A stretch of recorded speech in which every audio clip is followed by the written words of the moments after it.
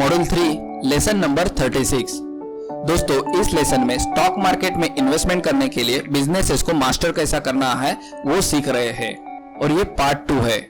हमने last lesson में introductory information को समझा था। अब इस लेसन में बिजनेसेस को और डिटेल में समझने वाले हैं और बहुत सारी चीजें क्लियर करेंगे जिससे हमारे स्टॉक मार्केट इन्वेस्टमेंट सही हो जाएगी। अगर आपको इन सारे सेक्टर्स में इन्वेस्टमेंट करना है तो आपको बिजनेसेस को ठीक तरीके से समझना जरूरी है, तभी इन सारे सेक्टर में से एक अच्छी कंपनी को आप पिक कर सकोगे और आपका एक अच्छा स्टॉक पोर्टफोलियो बना सकोगे। चलो एक एग्जांपल से समझते हैं। कॉलगेट के बारे में हम सब लोग जानते हैं। अगर यूक्रेन और रशिया में वॉर हो रहा है और उधर के हालात खराब है तो इंडियन लोग कॉलगेट यूज करना बंद नहीं करने वाले हैं। कॉलगेट एक ऐसी जरूरत है जो इवन एक इंसान दिन भर फास्ट रखेगा तभी भी कॉलगेट को यूज करेगा। अगर आप 10 साल से पहले कॉलगेट खरीदते होंगे और आज के तारीख में कॉलगेट को यूज कर रहे हो तो 10 साल पहले अगर कॉलगेट की प्राइस 15 रुपीज थी तो आज अराउंड 40 से 50 रुपीज रहेगी। फिर भी आप कॉलगेट को यूज करना बंद नहीं करने वाले हो। आप ऐसा तो नहीं करते हो कि अगर कोई किसी प्रोडक्ट का प्राइस बढ़ता है तो आप उस प्रोडक्ट को बंद करके दूसरा प्रोडक्ट चालू करते हो। ऐसा बहुत कम बार होता है क्योंकि हमें उन प्रोडक्ट्स की आदत हो चुकी रहती है और उसका एक ब्रांड वैल्यू भी होता है कि हम उन ब्रांड्स के ऊपर ट्रस्ट करते हैं और वो एक इंसान की जरूरत है। तो ऐसी कंपनी की शेयर प्राइस किसी भी वजह से नीचे आती है तो आपको उन कंपनीज में अपॉर्चुनिटी मिल सकती है। लेकिन ऐसी कोई चीजें हैं जो आपको ध्यान में रखनी जरूरी है। अगर उन चीजों की वजह से शेयर प्राइस नीचे आती है तो आपको उन सारी चीजें अच्छी होने के बाद वापस से इन्वेस्टमेंट कर सकते हो और वो कायम की नहीं रहने वाली है। तो ऐसी चीजें क्या हो सकती है और ऐसे कौन सी चीजें हैं जो हमें देखनी जरूरी होती है वो हम लोग इस लेसन में देखने वाले हैं।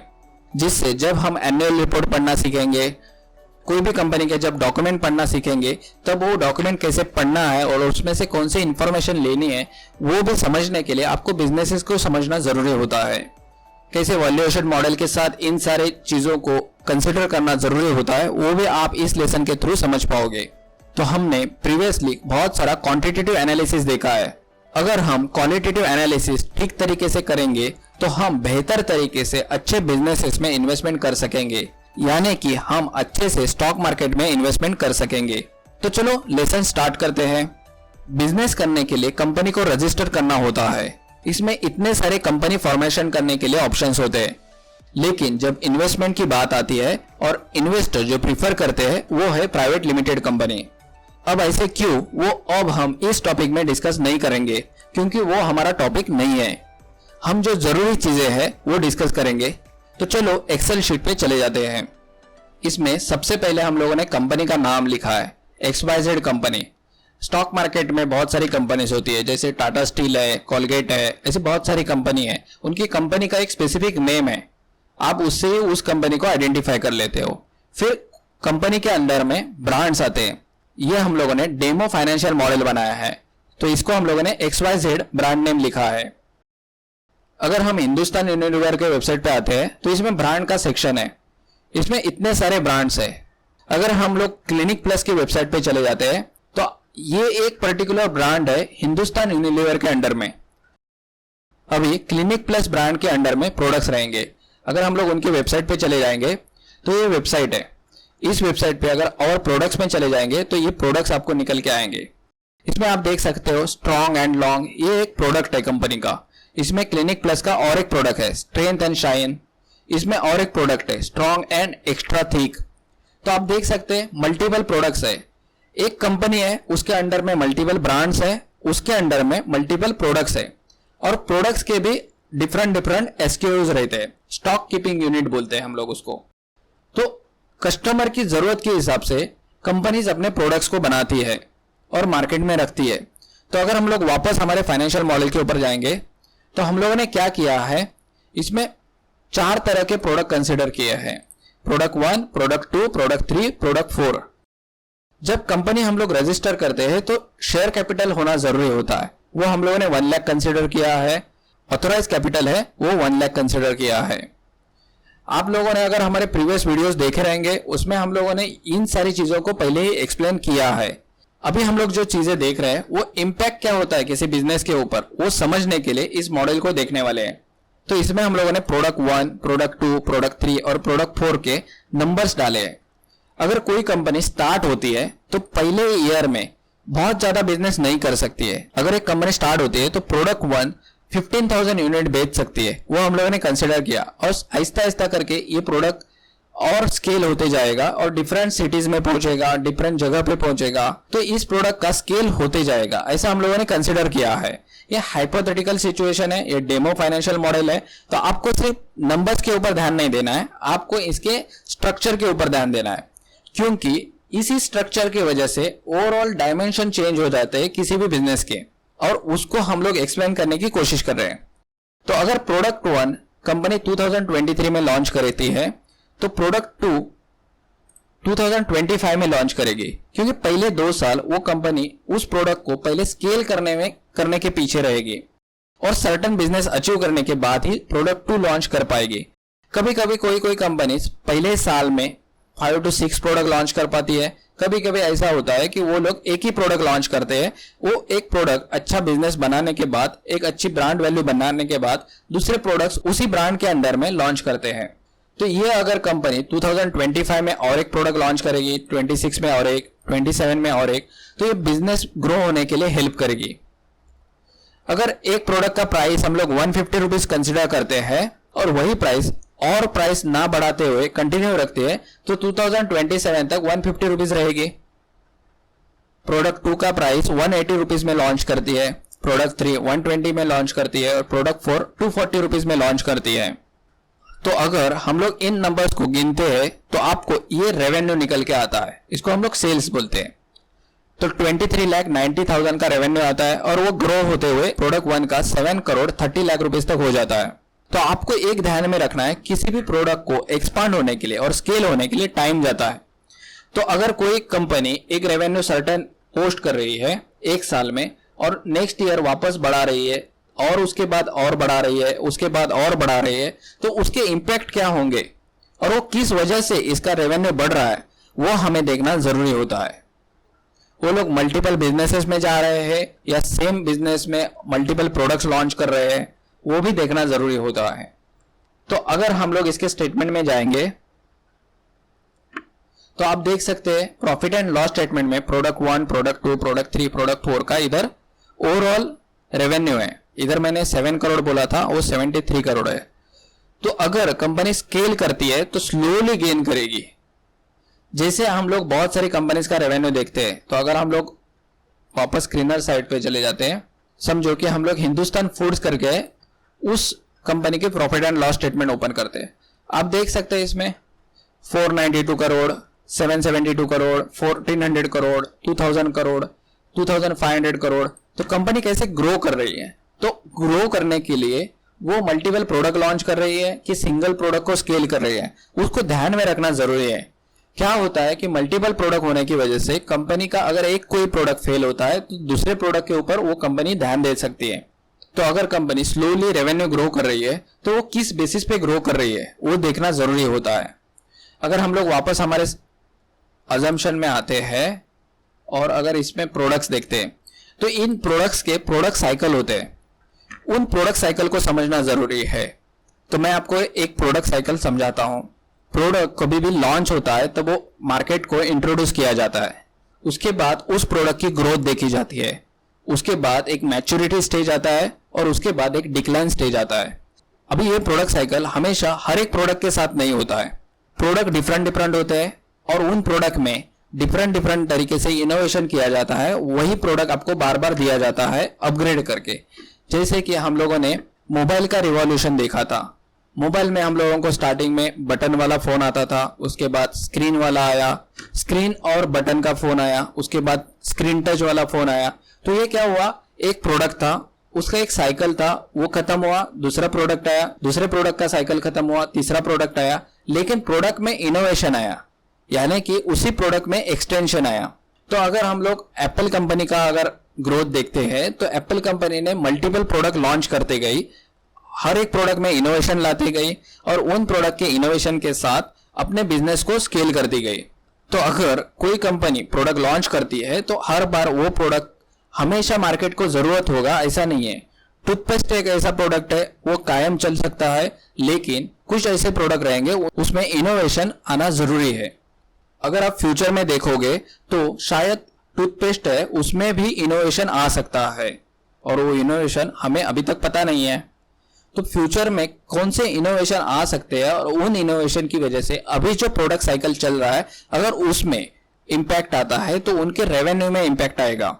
और वो समझने के लिए और उसमें अपडेटेड रहने के लिए हमें उस कंपनी के प्रोडक्ट्स क्या है उस पर भी ध्यान रखना जरूरी होता है।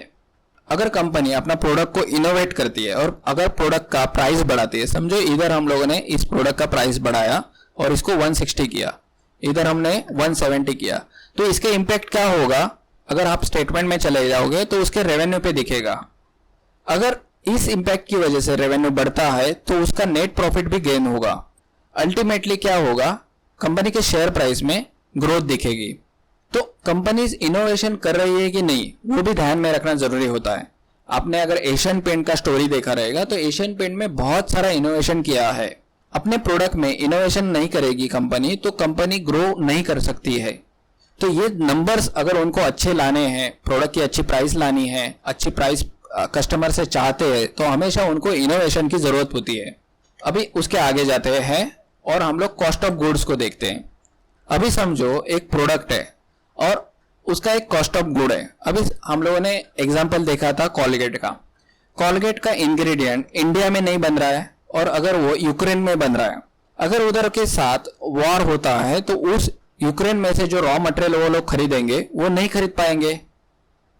अगर वो नहीं खरीद पाएंगे और दूसरी कंट्री से खरीदना चाहते हैं तो शायद इसका जो कॉस्ट है वो बढ़ सकता है। वो 80 रुपीज हो सकता है, 110 रुपए भी हो सकता है। अल्टीमेटली क्या होगा? उसका इंग्रेडिएंट का कॉस्ट बढ़ने की वजह से प्रोडक्ट प्राइस बढ़ेगा।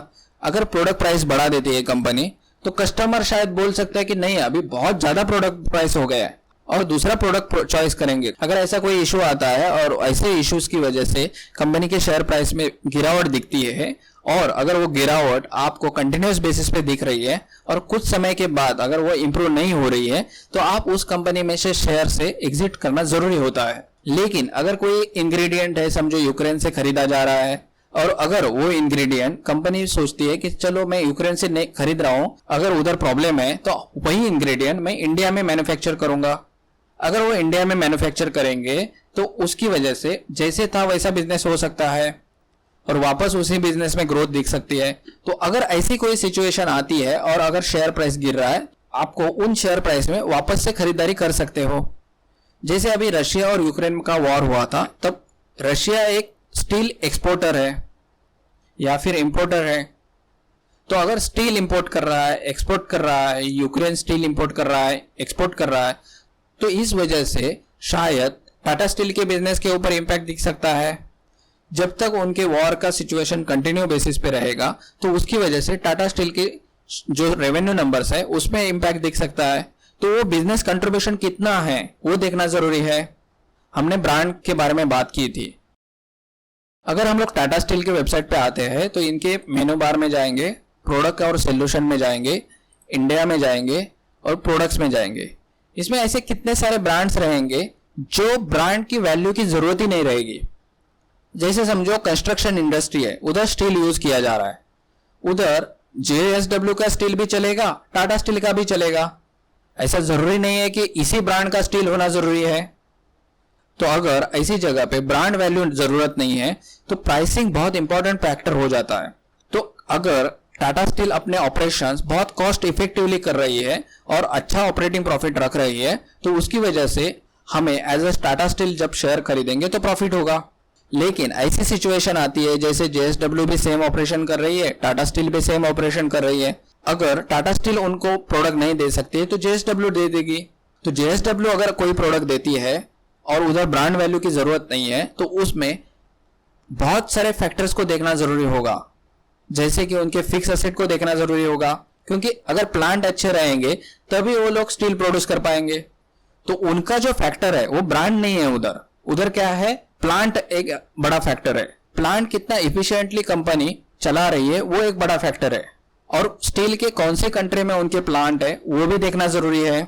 तो ऐसे बहुत सारे फैक्टर्स रहेंगे जो आपको हर बार चेंज होते हुए दिखेगी कंपनी टू कंपनी। तो जरूरी नहीं है टाटा स्टील के बहुत सारे, जैसे कि ये टाटा शक्ति है, टाटा शक्ति के अंडर में इतने सारे प्रोडक्ट्स रहेंगे।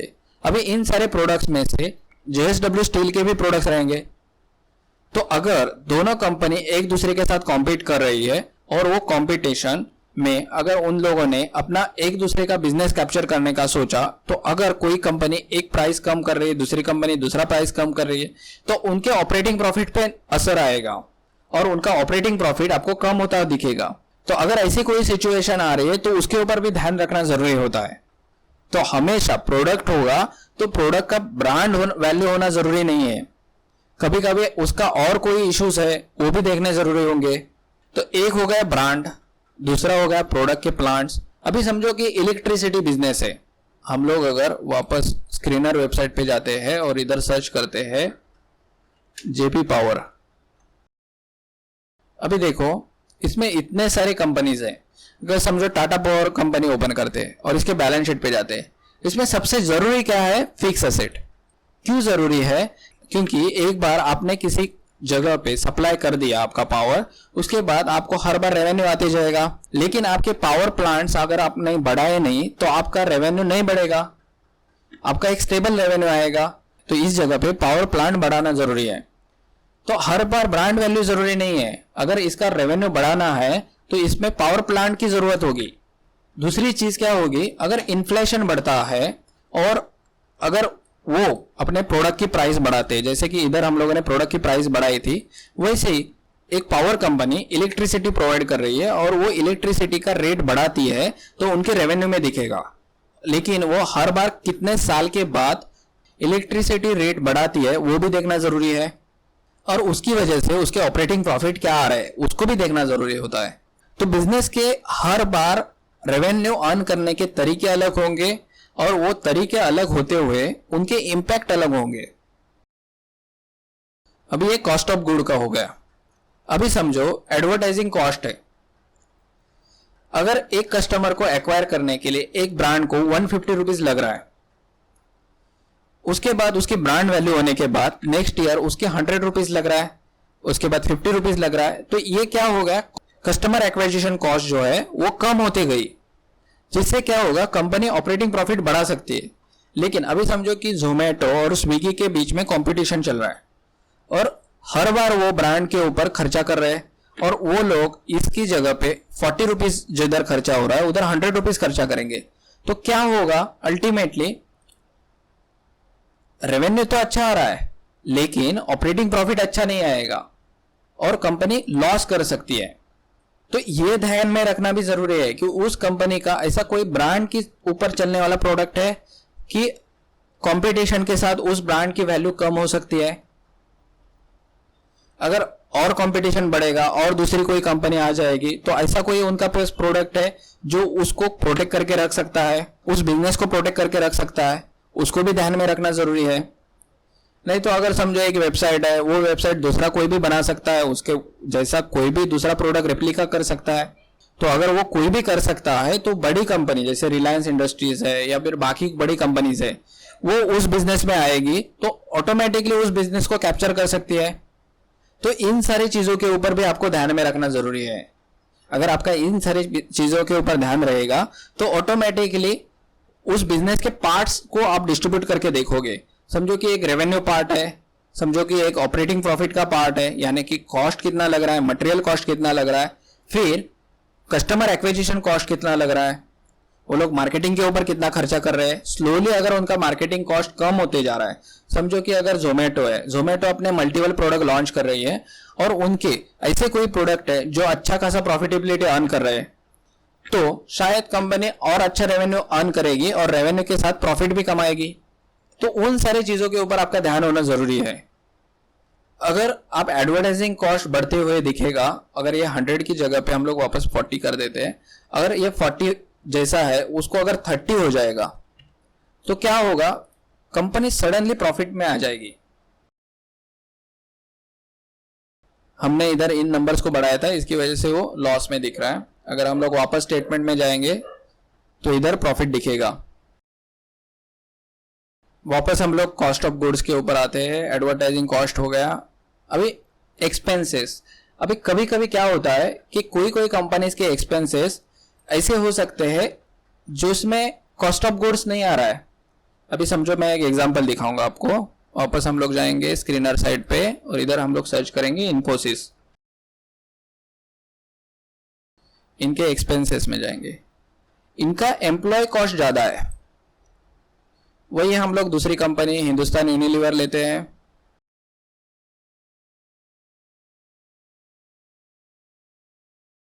उनके प्रॉफिट एंड लॉस स्टेटमेंट में जाएंगे, एक्सपेंस में जाओगे तो एम्प्लॉय कॉस्ट देखो 5% है, मटेरियल कॉस्ट ज्यादा है। इन्फोसिस के लिए एम्प्लॉय कॉस्ट ज्यादा है, मैन्युफैक्चरिंग कॉस्ट ज्यादा नहीं है, अदर कॉस्ट ज्यादा नहीं है। तो कंपनी के बिजनेस के हिसाब से उनके एक्सपेंसेस चेंज हो सकते हैं। अभी हम लोग और एक कंपनी लेते हैं, समझो कि इंडिगो लेंगे।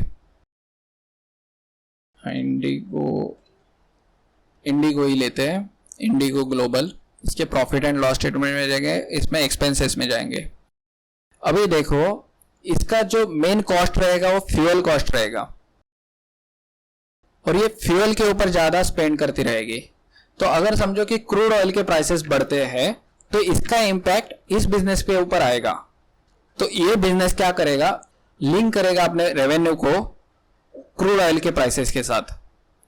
तो जैसे अगर क्रूड ऑयल बढ़ेगा तो वैसे ये अपना जो टिकट साइज है वो बढ़ा देगा और वो वेरी करते रहेगा हमेशा, और ये कंपनी अपने आप रेवेन्यू अर्न करते जाएगी। अभी इस कंपनी का जो सेल है वो डबल हुआ है, ऑलमोस्ट 54,000 करोड़ का, और फिर भी प्रॉफिटेबल नहीं है क्योंकि इंटरेस्ट ज्यादा पे कर रही है।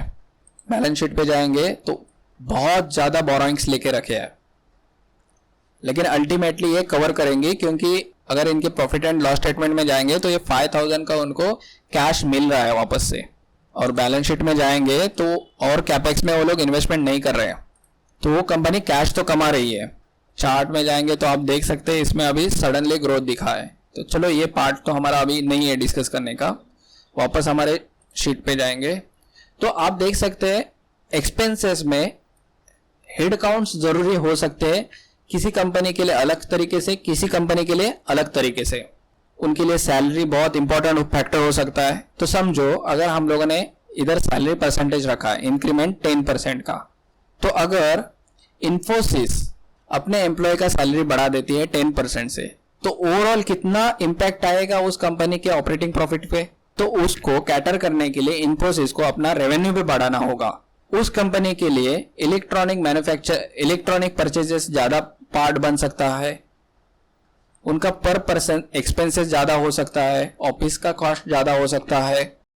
तो ये सारे जो कॉस्ट है वो उस कंपनी के लिए डिफरेंट तरीके से होंगे, लेकिन एक मैन्युफैक्चरिंग कंपनी के लिए डिफरेंट तरीके से होंगे और एक इलेक्ट्रिसिटी कंपनी के लिए डिफरेंट तरीके से होंगे। तो जब बिजनेसेस डिफरेंट होते हैं तो उनके कंपोनेंट एक्सपेंसेस के डिफरेंट हो जाते हैं। तो जब जिस कंपनी में आप इन्वेस्टमेंट कर रहे हो उनके कंपोनेंट्स के ऊपर ध्यान देना जरूरी होता है। चलो मैं आप लोगों को और एक कंपनी के पास लेके जाता हूँ। यह है विनाती ऑर्गेनिक लिमिटेड। अभी ये लोग स्पेशलिटी प्रोडक्ट बनाते हैं। अगर इनके प्रोडक्ट्स में जाओगे तो ये सारे स्पेशलिटी प्रोडक्ट्स है। अभी ये स्पेशलिटी मतलब क्या, पेटेंट हो सकते हैं या फिर ऐसे प्रोडक्ट्स रह सकते हैं जो बाकी दूसरी कंपनीज नहीं बना रही है, सिर्फ विनाती ऑर्गेनिक बना रही है। तो ये कंपनी एक अपनी प्राइस मार्केट में रख सकती है और पर्टिकुलर प्राइस आगे वाले कस्टमर को देना जरूरी होगा, क्योंकि स्पेशलिटी प्रोडक्ट होने की वजह से इस कंपनी को अपना प्राइस मिल सकता है। तो अभी हम लोग विनाती ऑर्गेनिक के चार्ट के ऊपर जाएंगे, इसमें प्रॉफिट एंड लॉस स्टेटमेंट में जाएंगे तो आप इधर देख सकते हैं इसका प्रॉफिट मार्जिन अच्छा है। क्यों? क्योंकि उसके पास स्पेशलिटी प्रोडक्ट्स है। बैलेंस शीट पे जाओगे तो लोन कुछ भी नहीं दिखेगा। तो बिजनेस को आपको स्ट्रक्चर वाइज देखना जरूरी है, उसके पार्ट करके देखना जरूरी है। तो इसका रेवेन्यू किधर से आ रहा है वो जरूरी है, उनके पास मल्टीपल कितने प्रोडक्ट्स है, मल्टीपल कितने ब्रांड्स है। अभी मैं आप लोगों को और एक कंपनी दिखाता हूं। समझो कि हम लोग जाएंगे मिसेस बेक्टर फूड स्पेशलिटीज वाली कंपनी में, जो फूड में काम कर रही है। अभी इनके इतने सारे प्रोडक्ट्स है, जैसे कि बर्बन है, मारी है। तो ये अलग अलग प्रोडक्ट है, ये बिस्किट के बहुत सारे अलग अलग प्रोडक्ट है। वहीं पे अगर हम लोग ब्रिटानिया कंपनी में जाएंगे तो इनके इतने सारे प्रोडक्ट्स आपको दिखेंगे। बिस्किट का एक अलग सेक्शन है, डेयरी का अलग है, स्नैकिंग का अलग है, केक्स का अलग है, रस्क का अलग है, ब्रेड्स का अलग है। अगर ये कंपनी अभी बिस्किट में डील कर रही है, उसके बाद ब्रेड्स में डील कर रही है, तो कल उठ के और सेक्शंस अपना बढ़ा सकती है। तो अगर ये कंपनी के पास, अगर हम लोग बिजनेस देखें, अगर इनके प्रॉफिट एंड लॉस स्टेटमेंट में जाएंगे तो आज के तारीख में 1268 करोड़ का रेवेन्यू कर रही है, 691 करोड़ से इतना रेवेन्यू बढ़ा है और इसकी ग्रोथ जो है वो अच्छी खासी हो रही है। अगर सेम चीज हम लोग ब्रिटानिया के बारे में देखेंगे तो ब्रिटानिया भी अच्छा खासा बिजनेस कर रही है। तो कंपनीज के पास अलग अलग कंपनीज होने के बावजूद उनके पास इनफ बिजनेसेस है और उनके पास इनफ मार्केट है कि वो लोग ग्रो कर सकते हैं मल्टीपल प्रोडक्ट लॉन्च करके। समझो आप कोई ग्रोसरी खरीदने के लिए जाते हो तो मल्टीपल बिस्किट खरीद के लेके आ सकते हो। तो इनके पास एक ऑप्शन होता है कि ये लोग मल्टीपल प्रोडक्ट मार्केट में रख के अपना रेवेन्यू इंक्रीज कर सकते हैं और ये कैलकुलेटेड रेवेन्यू होता है। तो अगर ब्रिटानिया अपना एक ब्रांड नेम के अंडर में मल्टीपल प्रोडक्ट लॉन्च कर रही है और उन प्रोडक्ट्स के अंडर में भी मल्टीपल एसक्यूज लॉन्च कर रही है, तो सेम मिसेस बेक्टर भी अलग अलग प्रोडक्ट को लॉन्च करेगी। तो ये कंपनी भी अलग अलग प्रोडक्ट को लॉन्च करके अपना बिजनेस ग्रो कर सकती है। लेकिन इन दोनों बिजनेस में अगर आप देखोगे तो इनका ऑपरेटिंग प्रॉफिट 12% का है, ब्रिटानिया का 17% का है। क्यों? क्योंकि ब्रिटानिया ज्यादा चार्ज कर रही है अपना ब्रांड वैल्यू की वजह से और ब्रिटानिया एक ट्रस्टवर्दी ब्रांड हो गया है मार्केट में। तो अगर आप खरीदने जाते हो तो ब्रिटानिया का प्रीफर करोगे, उसकी जगह पे दूसरी और कोई कंपनी आपको देगी सेम प्रोडक्ट तो आप उसको प्रीफर नहीं करोगे। तो ब्रांड वैल्यू एक जरूरी होता है और ये 2 to 3% बहुत चेंज करते हैं मार्केट में और ये बहुत जरूरी होते हैं। तो अगर ये फिनिश गुड, अगर समझो कि ये बिस्किट्स है या फिर अलग प्रोडक्ट है, तो उनका अगर फिनिश गुड बढ़ जाता है, मैन्युफैक्चरिंग कॉस्ट बढ़ती है, तो कंपनी के पास इतना ब्रांड वैल्यू होनी चाहिए कि अगर वो प्राइस भी बढ़ाए अपनी तो दूसरा प्रोडक्ट नहीं खरीदे कस्टमर, सेम प्रोडक्ट खरीदना चाहिए। समझो कि हम लोग एक बिस्किट ले रहे हैं 10 रुपीज का और वही बिस्किट की प्राइस 12 रुपीज होती है, तो अगर 10 रुपीज का प्रोडक्ट 12 रुपीज में मिलेगा सेम ब्रांड का, तो हमने खरीदना चाहिए। और वो खरीदने के लिए एक ब्रांड वैल्यू होनी जरूरी होती है। नहीं तो हम लोग क्या चूज करेंगे, दूसरी कंपनी का 10 रुपए का प्रोडक्ट, हम लोग 12 रुपए नहीं देंगे सेम प्रोडक्ट को। तो इसके लिए ब्रांड वैल्यू जरूरी होती है कुछ केसेस में उसके प्लांट जरूरी है, कुछ केसेस में उनके पास अच्छे एम्प्लॉयज की जरूरत होती है। तो कंपनीज अलग अलग तरीके से अपने बिजनेसेस कर रहे हैं, तो कंपनी के स्ट्रक्चर अलग अलग है और बिजनेसेस के स्ट्रक्चर अलग अलग है। तो industry to industry structure change होते जाएंगे, तो आपको इन स्ट्रक्चर्स को समझना जरूरी है। अभी हम लोग आगे जाएंगे। ये तो आप लोगों को समझ में आया रहेगा, इन्फोसिस के केस के लिए हम लोगों ने ये एग्जांपल लिया था। अभी क्या होता है, नए बिजनेसेस होते हैं। समझो कि आप स्मॉल कंपनीज देख रहे हो, 900 crore market cap, 2000 crore market cap, तो ऐसी कंपनीज का रिसीवेबल हाई हो सकता है।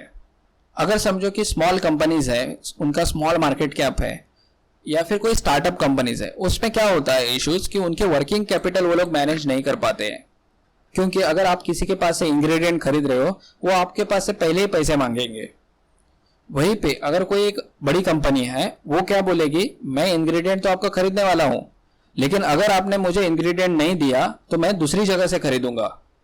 तो उनके पास क्या होती है, एक कैपेसिटी होती है, पावर होती है, मनी पावर बोलते हैं उसको हम लोग, वो होती है।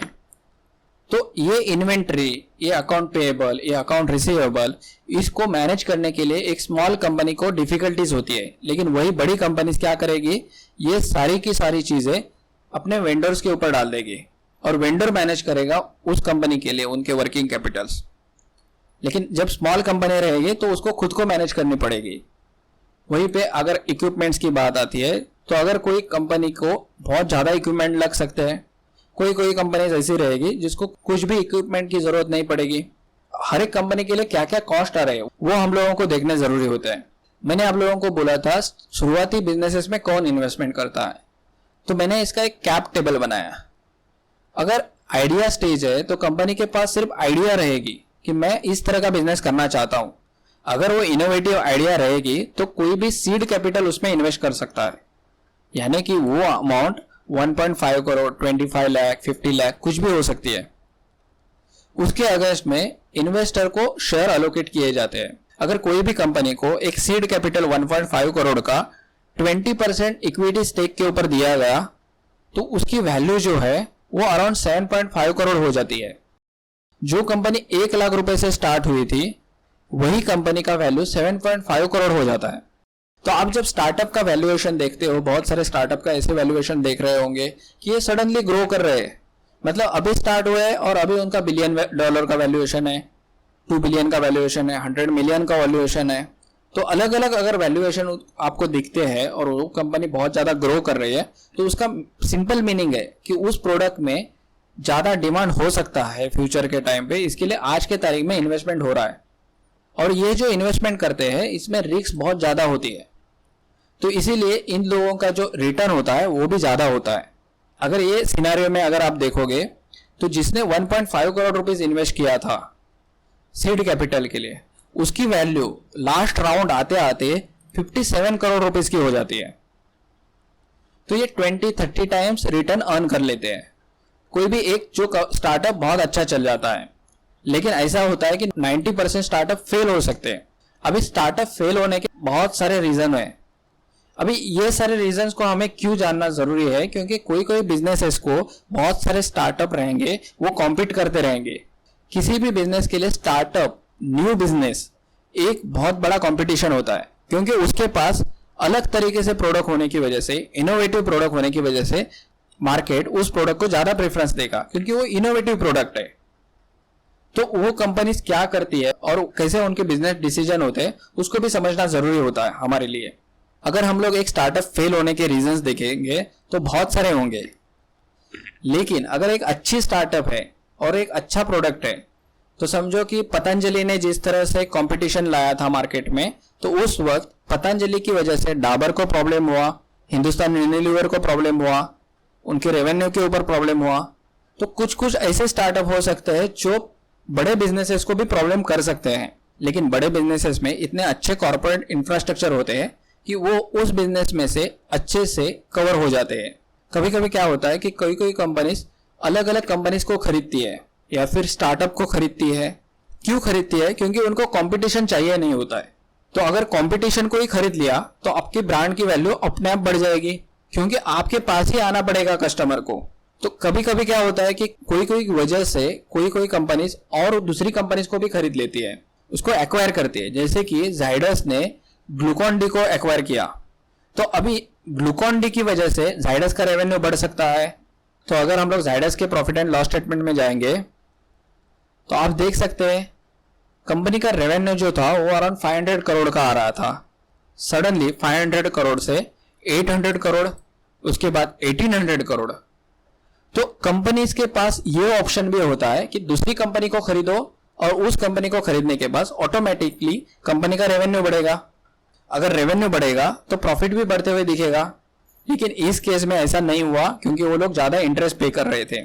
अगर इनके बैलेंस शीट में जाएंगे तो वो पहले उनके पास ज्यादा बोरोइंग्स नहीं थे, लेकिन एक बड़ी कंपनी को खरीदा, इसके लिए उन्होंने ज्यादा लोन लिया और उन्होंने वो लोन रिपे भी किया है कुछ समय के बाद। तो कभी कभी क्या होता है कि बहुत सारे सिनेरियोज में बड़े बड़े ब्रांड्स, बड़ी बड़ी कंपनीज अलग अलग कंपनीज को खरीदती है, अलग अलग स्टार्टअप को खरीदती है, क्योंकि उसमें पोटेंशियल होता है कि और बिजनेस हो सकता है। आपको पता रहेगा गूगल ने मल्टीपल बिजनेसेस को एक्वायर किया है। आपको पता रहेगा फेसबुक अगर आप यूज करते हो तो इंस्टाग्राम को फेसबुक ने एक्वायर किया था। टाटा मोटर्स ने बहुत सारे कंपनीज को एक्वायर किया है। तो बड़ी कंपनीज अपने पास कैश होने की वजह से छोटी कंपनीज को एक्वायर कर लेती है और उनको एक अच्छी वैल्यू दे देती है, और इनके पास एक अच्छा इंफ्रास्ट्रक्चर होने की वजह से, कॉर्पोरेट इंफ्रास्ट्रक्चर होने की वजह से अलग अलग कंपनीज को खरीदने के बाद अपना रेवेन्यू ग्रो करते जाते हैं। तो ऐसा जरूरी नहीं है अगर हिंदुस्तान यूनिलीवर का रेवेन्यू बढ़ रहा है तो वो रेवेन्यू सिर्फ और सिर्फ प्रोडक्ट सेल होने की वजह से नहीं, तो नए नए ब्रांड्स एक्वायर करने की वजह से भी हो सकता है। बिजनेस करने के बाद जो ये नेट प्रॉफिट बचता है उसमें से नए ब्रांड्स को कंपनी एक्वायर कर सकती है और उसकी वजह से कंपनी का रेवेन्यू ग्रो होते जाएगा, प्रॉफिट भी ग्रो होगा, क्योंकि कुछ समय के बाद वो कंपनी अपने डिस्ट्रीब्यूशन चैनल में जब इस प्रोडक्ट को रखेगी, नया जो ब्रांड खरीदा उसको रखेगी, तो ऑटोमेटिकली प्रॉफिट बढ़ेगा। मैं एक एग्जांपल आपको दिखाता हूं। समझो कि एक अगर कंपनी है वो अगर एक डिस्ट्रीब्यूटर को 50 रुपीज दे रही है और हिंदुस्तान यूनिलीवर 40 रुपीज दे रही है, तो नया जब ब्रांड एक्वायर करेगी तो उस टाइम पे भी वो 40 रुपीज देगी और डिस्ट्रीब्यूटर भी वो 40 रुपीज ले लेंगे। क्यों? क्योंकि एग्जिस्टिंग प्रोडक्ट है बहुत सारे हिंदुस्तान यूनिलीवर के उस डिस्ट्रीब्यूटर के पास, ऑटोमेटिकली इस प्रोडक्ट को उन्होंने प्रॉफिटेबल बना दिया होगा।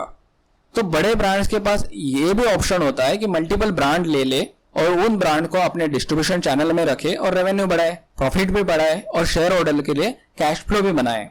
तो स्टार्टअप में स्टार्टिंग में आपने देखा रहेगा ये इन्वेस्टमेंट होती है, उसके बाद उनका वैल्यूएशन काउंट किया जाता है। जैसे कि 1 लाख रुपए की कंपनी है, वो end of the day 400 crore की भी बन सकती है। जब एक कंपनी, हम लोग ऊपर जाएंगे और स्टेटमेंट में जाएंगे, एक अच्छा प्रॉफिट कमाती है, तो इन लोगों के पास एक एग्जिट ऑप्शन आ जाता है।